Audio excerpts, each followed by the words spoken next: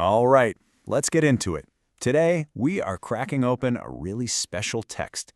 It's what you might call vintage, but its ideas are so colorful, so radical, they feel like they could have been written this morning.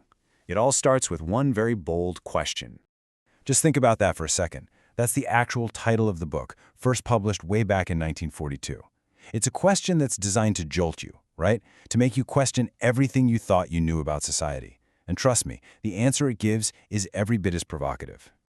And that's what's so wild about this. We're not talking about some modern feminist text.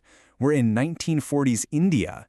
The ideas we're about to explore are genuinely vintage, but they are so incredibly relevant today. It's kind of mind-blowing. So, here's our game plan. We'll start with that vintage question. Then we'll meet the man behind it all and his movement. We're going to deconstruct his main target, the idea of chastity. Look at all the rules he wanted to rewrite, and finally, see how his legacy of liberation is still felt today. Okay, so let's dive into that vintage question. The author knew exactly what he was doing. He wasn't just asking a question. He was throwing down a challenge to the entire social order of his time.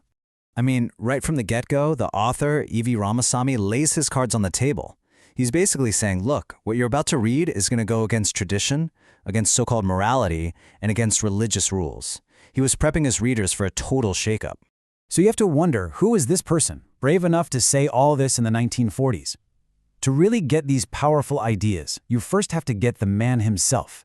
This is Ramasamy, but he's much more famous as Periyar, which means the Great One.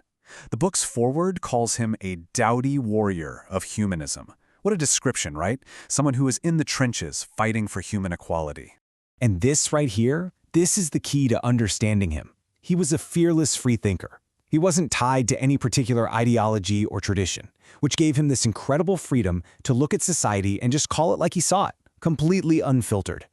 And this wasn't just talk. In 1925, he put his ideas into action and founded the self-respect movement. And you gotta notice its two main goals, fighting the caste system and fighting for the liberation of women.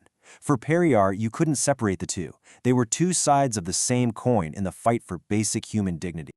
Okay, now we're getting to the absolute heart of his argument. Periyar zeroed in on one specific concept that he believed was the main weapon used to control women, and that concept was chastity. So here's the thing. Periyar's point wasn't that chastity itself was bad.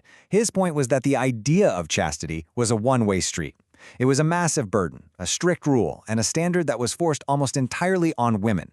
And for him, that imbalance was the very engine of their enslavement. And get this, he even used language to prove his point. He pointed out that you had these very powerful words like pativrata, which basically means a wife who is completely subservient to her husband.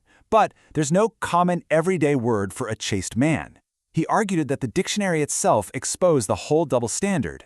And that leads him to this incredibly powerful, no-compromise conclusion. For Periyar, you couldn't just reform the idea of chastity. It had to be completely destroyed, because in his eyes, it was a tool that was built from the ground up to be unfair. But he didn't stop there. Oh no. Starting with chastity, he launched this really colorful, systematic critique of all the other pillars of society that he saw holding up this system of inequality. I mean, look at this list. He took on everything. He questioned why marriage was treated as this sacred, divine thing. He said if prostitution is a crime, then it's a crime for the men too. He talked about the horrible treatment of widows, demanded property rights for women, and saw the constant pressure to have children as its own form of slavery. Seriously? Just think how radical this was for 1942. He was stripping away all the ceremony and saying that marriage is basically just a practical contract, an agreement ritual.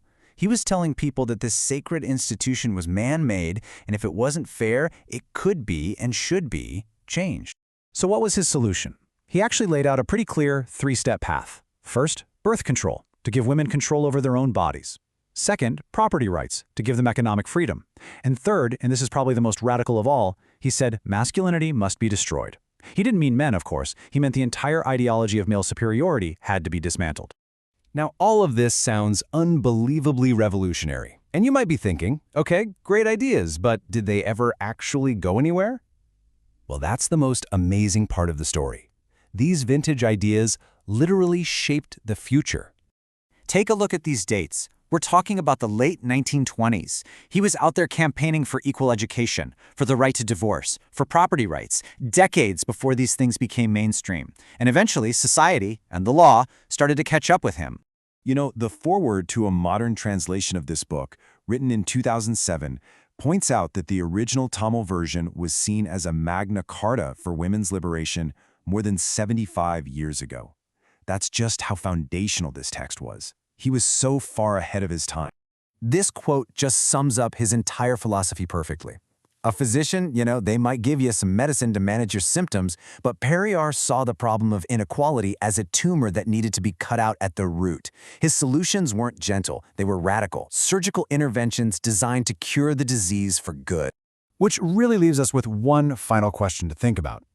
We've just explored these colorful, vintage ideas from a world nearly 80 years in the past. But how do they hold a mirror up to our world today? How do his arguments still challenge us and push us to think differently about what real freedom and equality look like? It's definitely something worth mulling over.